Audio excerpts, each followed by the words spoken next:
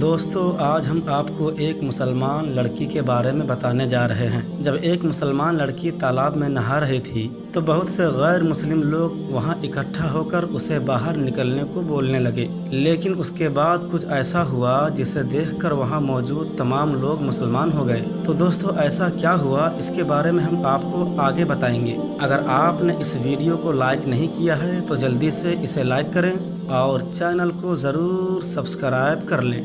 دوستو بہت سال پہلے کی بات ہے، ایک راجہ اپنے سپاہیوں کے ساتھ کہیں جا رہا تھا۔ وہ راجہ مسلمان نہیں تھا۔ اس وقت بہت گرمی تھی اور گرمی کی وجہ سے اسے نہانے کی حاجت محسوس ہوئی۔ اسی وجہ سے وہ قریب کے تالاب پر نہانے پہنچا۔ وہاں جا کر وہ کیا دیکھتا ہے کہ تالاب میں پہلے سے کچھ لڑکیاں نہا رہی تھیں، کیونکہ وہ تالاب لڑکیوں کے نہانے کے لیے تھا۔ لڑکیوں نے جب راجہ کو تالاب کے پاس آتے دیکھا تو فوراً ہی تالاب سے باہر نکل آئی، لیکن ایک لڑکی تھی، وہ تالاب میں ویسے ہی بیٹھی رہی۔ راجہ نے اس لڑکی سے پوچھا کہ تم تالاب سے کیوں نہیں نکلتی؟ تو لڑکی نے گھبراتے ہوئے کہا، یہ جگہ لڑکیوں کے نہانے کی ہے اور اس وقت میرا لباس ایسا نہیں ہے کہ میں کسی غیر مرد کے سامنے آؤں۔ لڑکی کے منہ سے یہ بات سن کر راجہ کی شیطانی ہوس جاگ اٹھی۔ اس نے کہا، میں راجہ ہونے کے ناطے تمہیں حکم دیتا ہوں کہ ایسے ہی تالاب سے تم باہر آ جاؤ، میں تمہیں دیکھنا چاہتا ہوں۔ لڑکی اس کا حکم سن کر پریشان ہو گئی اور اس نے کہا، رحم کریں، میں مسلمان ہوں، میرے مذہب میں پردہ ہے، آپ کو خدا کا واسطہ ہے کہ آپ یہاں سے چلے جائیے، یہ جگہ لڑکیوں کے نہانے کے لیے ہے، اس لیے میں یہاں نہانے کے لیے آئی ورنہ نہیں آتی۔ راجہ نے غور کیا کہ یہ لڑکی جو تالاب میں نہا رہی ہے وہ ان سب لڑکیوں میں سب سے زیادہ خوبصورت ہے، اور اس نے کہا کہ تم ابھی میرے سامنے باہر آ جاؤ، اگر تم مجھے پسند آ گئی تو میں تمہیں محل لے جاؤں گا اور اپنی کنیز بناؤں گا۔ لڑکی نے دیکھا کہ راجہ کسی بھی صورتحال میں چھوڑنے کو تیار نہیں ہے، تو چالاکی سے اس نے کام لینا چاہا اور اپنی عزت بچانی چاہی۔ لڑکی نے راجہ سے کہا کہ میں باہر تو آ جاؤں، لیکن یہاں پر میری سہیلیاں بھی ہیں اور آپ کے سپاہی بھی، مجھے ایسی حالت میں دیکھ لیں گے تو میں راجہ کے لائق نہیں رہوں گی۔ اگر آج آپ مجھے جانے دیں تو کل میں خود آپ کے دربار میں حاضر ہو جاؤں گی۔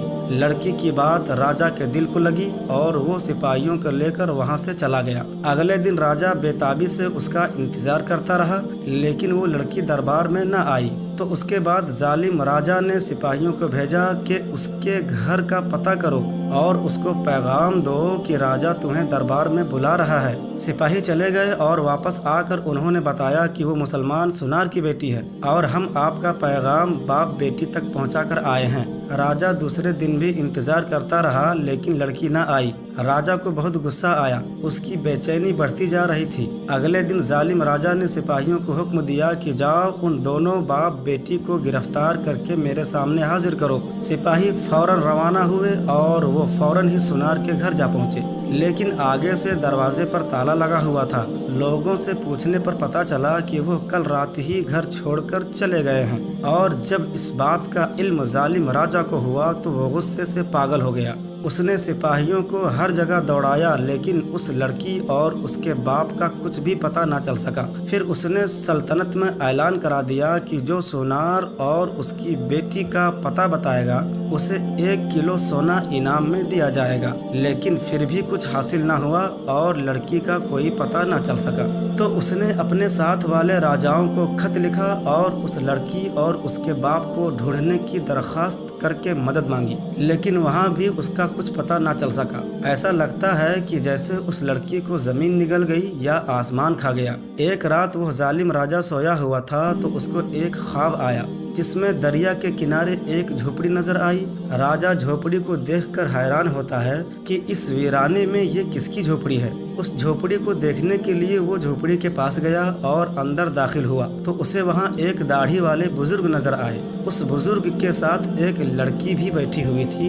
اس سے پہلے کہ راجہ لڑکی کی شکل دیکھتا تو اس کی آنکھ کھل گئی۔ راجہ سمجھ گیا کہ یہ وہی باپ بیٹی ہیں جو اس جھوپڑی میں چھپے ہوئے ہیں۔ وہ اس علاقے کو جانتا تھا۔ اگلی अगली सुबह उसने अपने सिपाहियों का दस्ता तैयार किया और दरिया किनारे उसी जगह पर जा पहुंचा जो उसके ख्वाब में नजर आए थे। झोपड़ी के पास पहुंचकर उसने सिपाहियों को वहीं रुकने का हुक्म दिया और खुद झोपड़ी के अंदर चला गया। और वहां वो क्या देखता है कि कमजोर सी दिखने वाली बीमार लड़की सो रही है और वहीं पर जयनमाज पर बैठकर सफेद दाढ़ी वाला आदमी दुआ कर रहा है कि ऐ मेरे पालने वाले रब, हम कब तक इस जालिम राजा से छुपते रहेंगे जो चंद लम्हों के लुत्फ के खातिर मेरी नादान बच्ची की इज्जत खराब करना चाहता है और जहन्नम की आग खुद पर वाजिब करना चाहता है। या अल्लाह, उसको हिदायत फरमा, उसके दिल में अपनी मोहब्बत पैदा कर कि उससे लोग डर कर न रहें बल्कि उसके होते हुए वो खुद को महफूज माने। उसको इज्जत लूटने वाला नहीं बल्कि इज्जत बचाने वाला कर दे। या अल्लाह, तेरे इख्तियार में तो ये सारी कायनात है, तू दिलों को फेरना जानता है।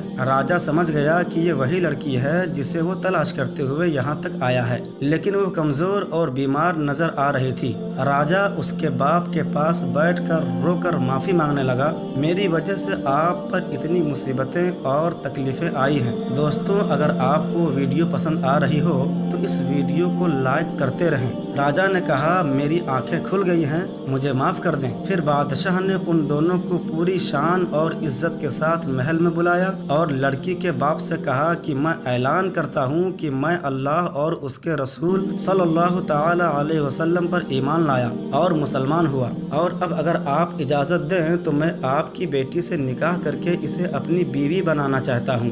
बाप ने बेटी की रजामंदी जानकर उसकी शादी उस बादशाह से करा दी और बादशाह ने उस लड़की को अपनी बेगम बना दिया और बाद में उसकी गैर मुस्लिम रियासत हो गई और बहुत सारे लोग मुसलमान हो गए। सुभान अल्लाह। तो दोस्तों, इस वाक़या के बारे में आप क्या राय रखते हैं? कमेंट बॉक्स में हमें ज़रूर बताएं।